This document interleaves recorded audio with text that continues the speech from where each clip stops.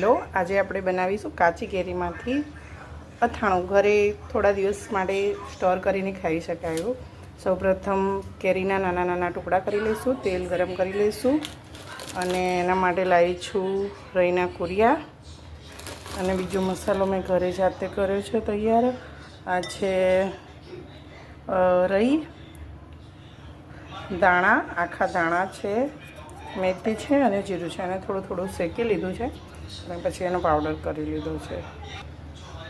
પછી તેલને ગરમ કરી લીધું અને થોડું ઠંડુ પાડવા દઈશું. એમાં આપણે નાખીશું રઈના કુરિયા, થોડાક એવા, થોડો આપણો આ તૈયાર કરેલો મસાલો નાખીશું, એડ કરીશું.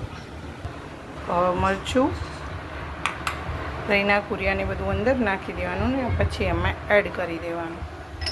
જો તો મસ્ત અથાણું બની ગયું છે. આ તમે બરણીમાં, નાની કાચની બરણીમાં ભરીને સ્ટોર કરીને રાખી શકો છો. સરસ મજાનું એવું અથાણું બની ગયું છે. જેમ ચટણીની જેમ તમે ખાઈ શકો.